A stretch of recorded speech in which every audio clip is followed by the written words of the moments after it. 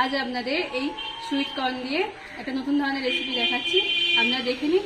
Already আমি এই sweet কর্নটা সেদ্ধ করে রেখে দিয়েছি, চলুন দেখে। কর্নগুলো আমি আগে থেকে একটু সেদ্ধ করে রেখেছিলাম প্রেসারে। এরপরে আমি একে একে ছাড়িয়ে ওর মধ্যে আলু সেদ্ধ, পেঁয়াজ কুচি, ক্যাপসিকাম কুচি, টমেটম কুচি, রসুন কুচি, লঙ্কা কুচি দিয়ে ওর মধ্যে প্রয়োজন মতন ধনে গুঁড়ো, জিরে গুঁড়ো, গোলমরিচ গুঁড়ো, লঙ্কা গুঁড়ো, হলুদ গুঁড়ো, প্রয়োজন মতন নুন, প্রয়োজন মতন সুজি, একটুখানি চালের গুঁড়ো, একটুখানি ময়দা দিয়ে ভালো করে মাখবেন। সুজিটা দেবেন যাতে একটু ক্রিস্পি হয়, সুজিটা দিলে একটু ক্রিস্পি ভাবটা আসে।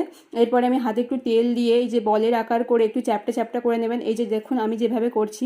এরপরে কড়াইয়ে অল্প তেল দিয়ে এক এক করে এপিট ওপিট করে আপনারা ভেজে নেবেন। তো রেডি হয়ে যাবে আপনাদের ক্রিস্পি কর্ন টিক্কা।